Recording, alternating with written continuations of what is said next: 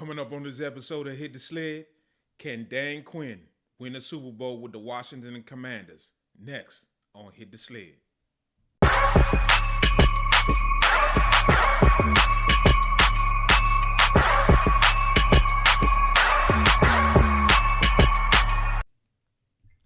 Hey, what's up, everybody? This is E coming to y'all with another episode of Hit the Sled. Before we get started on this episode, hey, you can follow me on my YouTube channel at Hit the Sled. Not only am I on my YouTube channel, but I'm also on Twitter, Facebook, Instagram, and also TikTok.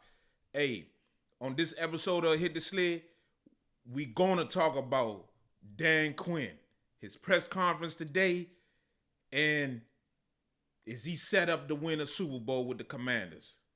Man, this press conference was a very, very intriguing press conference. It was one of those press conferences where, man, you like, okay, I see why this guy had the job. Dan Quinn, first of all, he was introduced by Josh Harris.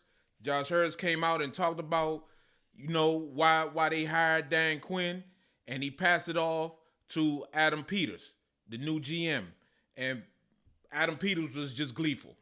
He was just happy, grinning side to side, and he had nothing but praise for Dan Quinn. He talked about the vision he believes that the both of them have, and he also talked about how their vision is lockstep with one another, and that they believe in the same type of players. Hey man, they were really, really excited. They were really, really excited, and as a fan of the Washington Redskins / Commanders, hey, that's the kind of talk I want to hear. We got the number one GM in this cycle that was hired, and he's talking about his first hire, that it's the kind of guy that he wanted. It's the kind of guy that they can build a good team with and develop into a great team, become an elite football team. And I think they did a tremendous job in talking about that. Dan Quinn, he started off his press conference just talking about his motto. One of the things he talked about was be where your feet are. Something that he says he lives by. But also one of the things he talked about was the fact that every single day he talked about if he can get another shot. This was a guy that was fired in Atlanta. He took some time. We're going to talk about that later in the podcast. But he took some time, and he always said to himself, if he get another shot. He talked about how he learned from his adversity, and he's grateful for the opportunity that he has. He's grateful to be given this opportunity to be the next head coach of the Washington Redskins / Commanders. And that he's happy to be here. He's happy to be here, and he's going to take advantage of his opportunity. One of the things he talked about was that he wants to build trust. He wants to build trust with the players. He wants to build trust with Adam Peters and also the owner, Josh Harris, but also with everybody in the building, for them to believe in him, for them to provide him that opportunity for him to be the coach that he needs to be. A lot of questions was asked. This press conference was about an hour long. It went on for about an hour, and he was asked, he was asked what were some things that he learned if he was allowed to get another shot. And one of the things he talked about was he didn't want to take on too many things. I've been reading a lot about what went on in Atlanta, and apparently what happened was he took on a lot of shots. He was partial GM. He took on a lot of the leadership role within the organization, and he felt like he was spread too thin.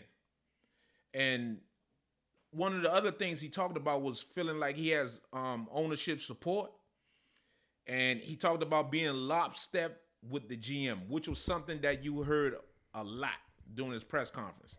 They were really, really trying to emphasize that himself and Adam Peters are going to be in lockstep as to the type of players that they want, the type of players that they need, the type of players that they're going to need to be successful, and the type of players that he feels as though is what is needed in modern day NFL. He talked about keeping the main thing, which later on in the press conference he ended up describing, talking about working with the players. Most importantly, working with the players. That's what's one of his main things. And Josh Harris added in after Dan Quinn was finished. Josh Harris added in and said that Dan Quinn came in with a plan to show how he was going to build a cohesive staff, which is very encouraging to hear. And we're going to talk about some of his staff. And also, Josh Harris said that he also is more than just one person. It has to be a total organization to get them to where they need to go. And he also said that Dan Quinn has a few more tricks up his sleeve. And Dan Quinn said yes. So I don't know what they got planned. Hey, if they got planned to put something together that's gonna get us to a Super Bowl, that's what I'm happy to hear. For us to have that opportunity to try to get to a Super Bowl. Adam Peters was also asked, did he know? Adam Peters was asked, did he know when Dan Quinn was the guy? And Adam Peters talked about after he realized Dan Quinn was the guy every time he would interview him. Every time he talked to him, he realized that Dan Quinn was the guy. Dan Quinn seems like a very inspirational guy, a very guy that when you speak to is a sense of positivity. He gives you honest opinions. He gives you the best of what you should be, trying to make sure that people can be at their best. And that's what it looks like Adam Peters wanted to hear. A lot of positivity from Dan Quinn today. A lot of positivity, which is good to hear. Another question that was asked was that Josh Harris and Dan Quinn was asked if they were surprised by anything. Josh Harris talked about the thoroughness of the process, about the process of hiring a coach in the NFL, because you got to remember, Josh Harris owns the Sixers, the Philadelphia 76ers, and the New Jersey Devils. And of course, the way the NBA and the NHL, the way they handle their hiring processes are different from the National Football League. So Josh Harris going through it the first time as to when they can speak to people, when can they speak to people, how they can go about speaking to people was a lot different from what he was used to. So it's just one of those things where it was just different. And also he said that he had the opportunity to observe Adam Peters at work. He was able to see him see Adam Peters go through all his contacts within the National Football League. And Adam Peters himself said that the process was new to him too. But one of the things he talked about going through a thorough process will lead you to the right person. Which for me, I totally agree with that. Whenever you make a decision, an important decision, if you go through a thorough process as to how you go about thinking it through clearly, not making a rash decision, thinking it through clearly, you should be able to make the right decision. Take your time, think it through, visualize it, see where things could go wrong, see where it could go right, and just make sure you come up to go through a thorough process, and chances are you're gonna always come up with the right decision. And Dan Quinn talked about having certain markers that he was looking for, and that if he didn't have those certain markers, he wouldn't accept the job. He talked about these markers have to be aligned, which was it had to do with between ownership and the GM. If he didn't have those right markers and they weren't aligned, he wasn't going to do it. He said, however, in this process, after talking to Josh Harris and after talking to Adam Peters, he felt like he was in the right accord. He felt like he was in the right align with ownership and the GM. He said that made him feel good, and that made him know that this was his opportunity. Dan Quinn was also asked about personnel. What did he think about the Redskins personnel? And he talked about Jonathan Allen and Deron Payne, the two defensive tackles, and also he talked about the skill at wide receiver. The Redskins do have some decent skill at wide receiver, and so they should be, they should be able to utilize. Cliff Kingsbury has an opportunity to really do something with those receivers, and the same thing for the receivers as well, to be able to get in that system and be able to cause some damage. Dan Quinn was also asked, what would he do differently? What would he do differently compared to his first stint as as a head coach, in Atlanta? And he talked about, again, spreading himself thin. He felt like in Atlanta he was kind of spread thin, and he wanted to he didn't feel like he couldn't focus on what he was there to do, which is coach the football team. He said, however, now he wants to really just coach the football team. He wants to be present for the offense, defense, and special teams. Keep the main thing, which is something that he stressed. He stressed that keeping the main thing, which is stay locked in with the players. I think that's tremendous. I think that's what he's there to do. He's not there to be the GM. He's there to be the head coach and get everybody put together. Josh Hurst and Adam Peters were talking about collaboration between each other, and Josh Hurst talked about that he believes in collaboration, but however, he did hire Adam Peters to do a specific job, and he did hire Dan Quinn to do a specific job, and that job starts today.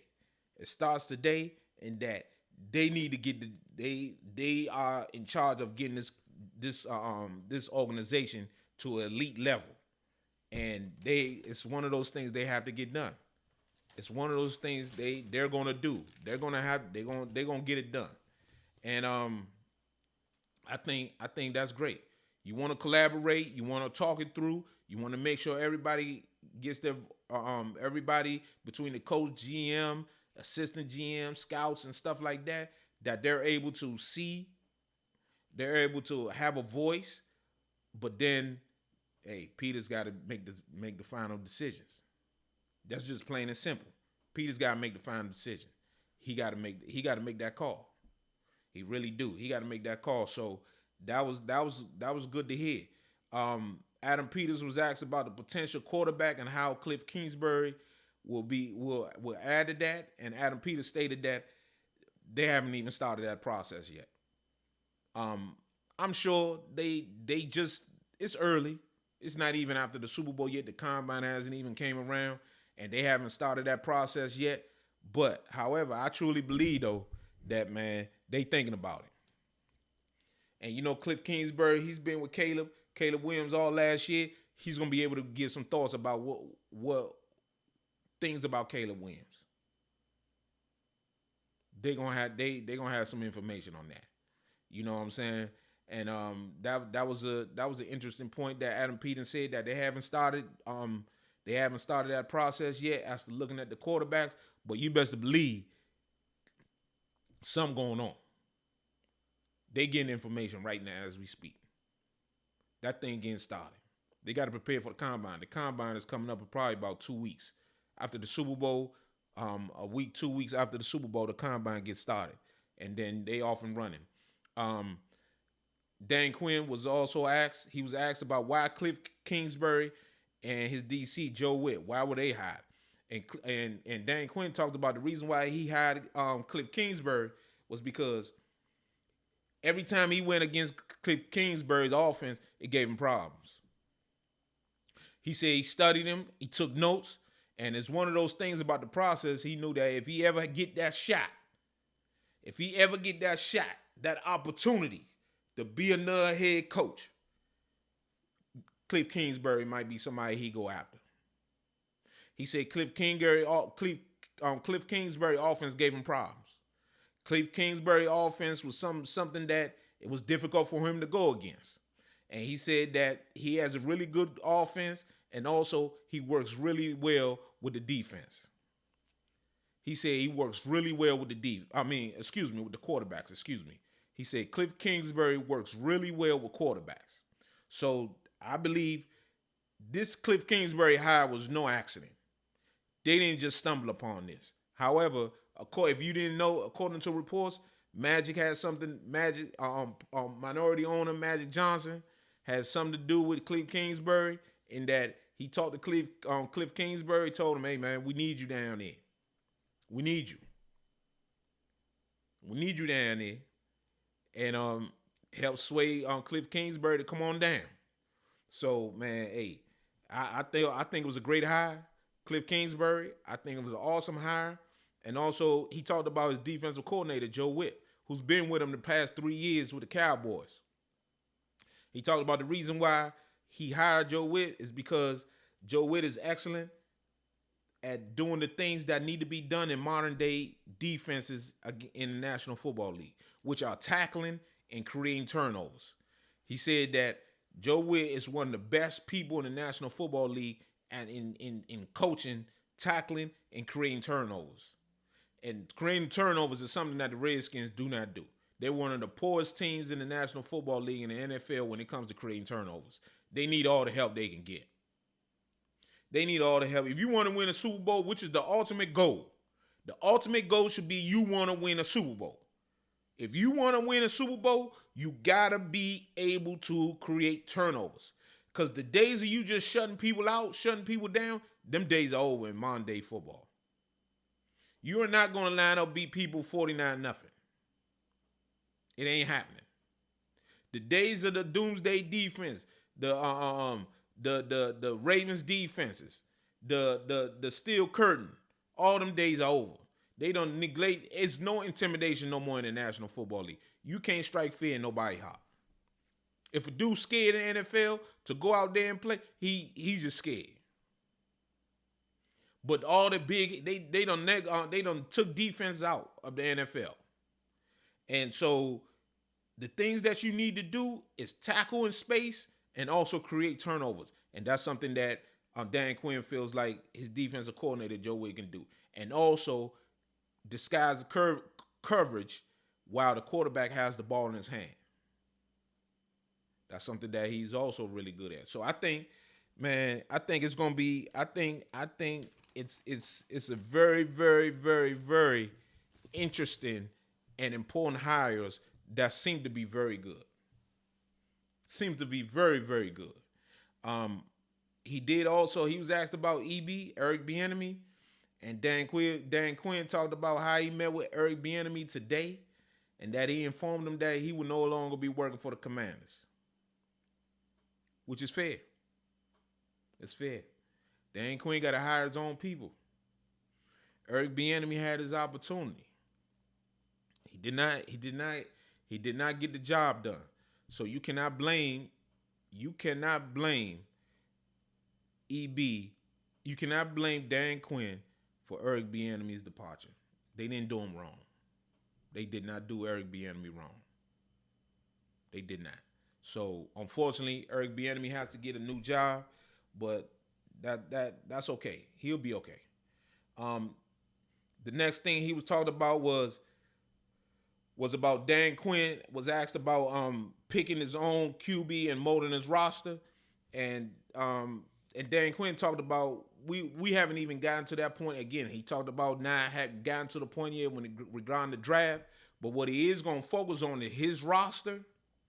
He's going to focus on working with Adam Peters as to how to attack free agency, in that where to spend their money, whether or not they need to do some stuff in free agency where the draft is weak at, or don't do some stuff in free agency where the draft is strong at. So working with him, collaborating, coming up with a game plan, which is what you're supposed to do for them to present the ownership to attack their football needs. And then he said they could tackle the draft. Then he said they're going to tackle the draft. I thought it was very interesting. I really did. Dan Quinn was asked about any adjectives he uses, any adjectives he would use to describe his football team. He said explosiveness and physicality. One thing you can say about a Dan Quinn team, they do play fast. They play fast. The Cowboys were a fast team last year, especially on that turf. Especially on that turf, they were a fast team. Down there at Dallas, Man, them boys was moving out there, man. Them boys was moving. So credit to him, because what he described as his adjectives for his football team, his type of football team, were absolutely true. Absolutely true. So that was really really interesting. One of the last questions where he was asked about his football schemes. How has it changed during the years? And Dan Quinn answered that question by talking about evolving. You have to evolve. He talked about he did a total 360 on himself. If you guys don't know what a 360 is, a 360 is a comprehensive like a survey to other people that can be able to give you an honest assessment to people that you think will give you an honest assessment of what you need to do and for yourself. And that's something that I did. I participated in the training where I was able to have a 360 done, and the feedback that I got was immeasurable. It was something that was great for me. It was something that made me better, and that is something that Dan Quinn did. And for me to look at that as someone who did that, I applaud him for doing that. He said he studied himself and he came up with different ideas. He stated that between the time when he was fired in Atlanta till when he got the job with the Cowboys, he had to change and evolve as a football coach. He said while it hurt and sucked, he had to do it. He said you have to innovate and change. Let me say this. This is something that I can truly as someone who's sitting here in front of you on Hit the Sled. This is something that I had to do. I had to change. I had to evolve because the way I was going about living my life was not I couldn't continue going like that. I really couldn't.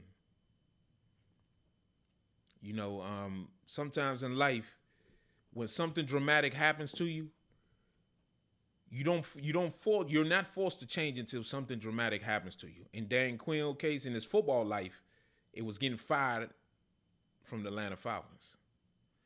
And I respect him for the fact that he went and took his time to learn about himself and got better.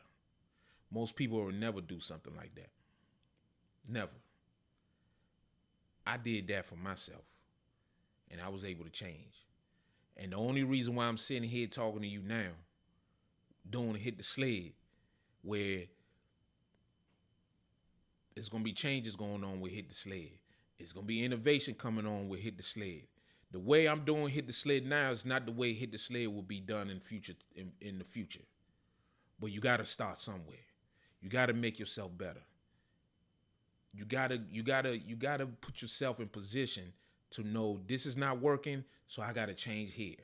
The way you live, the way I was living 10, 15 years ago, 20 years ago, I couldn't live that way now. If I was living that way now, I probably wouldn't even be here. So I applaud Dan Quinn for sitting in front of the football world and telling people that he had to change what he was as a coach, because that is hard to you to admit to yourself that something doesn't work and that you have to change. If he can do that, he definitely can be successful. So as I sit here as a fan of the Redskins / Commanders, as someone who went through a seismic change in his life, I sit here and say to myself, I applaud Dan Quinn. And I think he's going to be successful. I think he's learned from his prior mistakes, and I think he has a potential to build a very good football team that can compete for a Super Bowl. Now, can he win the Super Bowl? We don't know. But I feel like he's going to be successful. He's going to have an opportunity, and I believe that the Washington Redskins / Commanders will have an opportunity to win a Super Bowl in the future. I ain't saying when, but eventually it's gonna come. I really do. I really do think so. You know, they're on their way. The Commanders are finally looking like a professional football organization that is on their way to doing it the right way, to getting the right players, to building the right organization, to really, really putting football first, which in turn will make them like they were 20-something years ago, one of the richest teams in all of sports, not just the NFL. All of sports. I believe that. I truly do. So with that being said, man, I believe in Dan Quinn. I think Dan Quinn is going to do a tremendous job with the Commanders. And I truly believe that we're on our way to the promised land. That being said, I appreciate y'all watching me on Hit the Sled. Leave a comment. Subscribe. You know, we got a lot of things we're going to be doing later. But I truly appreciate y'all. Follow me on Hit the Sled at my YouTube channel, Instagram, Twitter, Facebook, TikTok. We on our way. Hit the Sled. Appreciate y'all.